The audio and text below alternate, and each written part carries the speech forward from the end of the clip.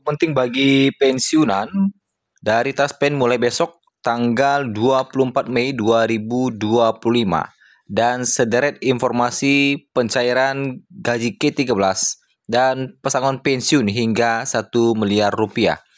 Ada 5 poin utama yang disampaikan Taspen terkait dengan pencairan gaji ke-13 yang mana ini harus disimak oleh Bapak Ibu pensiunan agar tidak salah paham atau gagal informasi.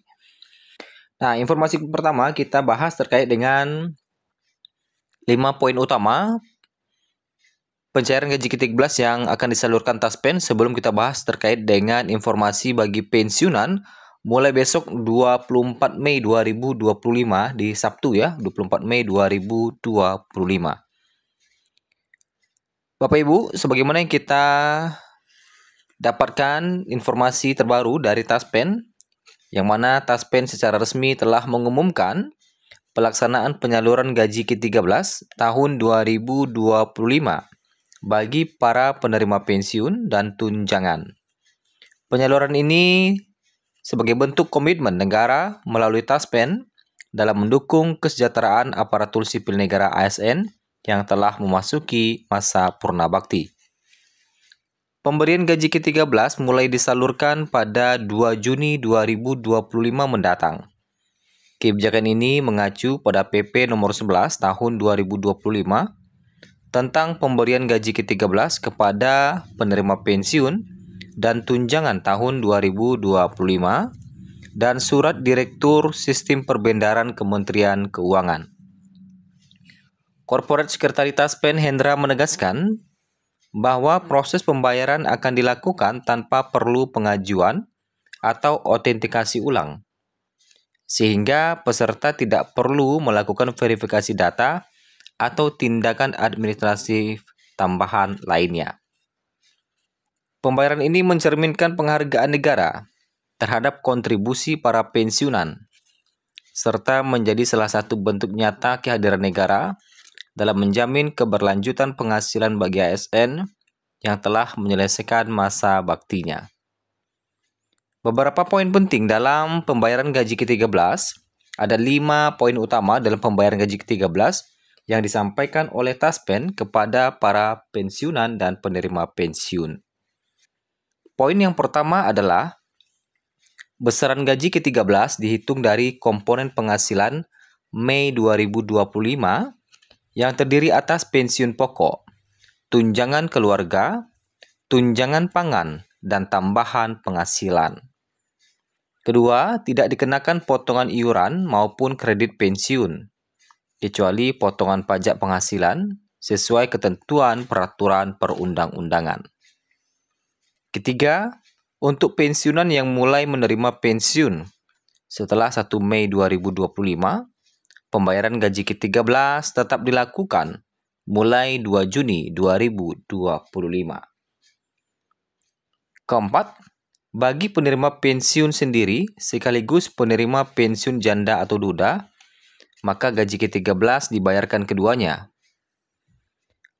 Ada beberapa jadwal khusus yang ditetapkan bagi para pensiunan, yang mana jika pensiun TMT mulai 1 Mei 2025, maka pembayaran dilakukan oleh Taspen untuk gaji ke-13-nya.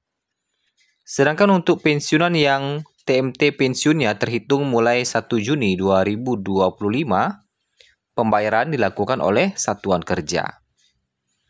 Taspen juga mengimbau kepada seluruh penerima manfaat atau pensiunan untuk berhati-hati terhadap segala bentuk penipuan yang mengatasnamakan Taspen dan menegaskan bahwa seluruh layanan tersedia gratis tanpa dipungut biaya. Nah, itu ya. Kemudian informasi kedua, Taspen juga mengingatkan bagi Bapak Ibu untuk melakukan autentikasi bagi Bapak Ibu yang belum melakukan autentikasi. Jadi, mulai besok Bapak Ibu sudah bisa melakukan autentikasi bagi yang belum melakukan autentikasi. Pastikan pencahayaannya terang, kemudian sinyal bagus, dan mengisi data dengan benar agar autentikasi bisa lancar.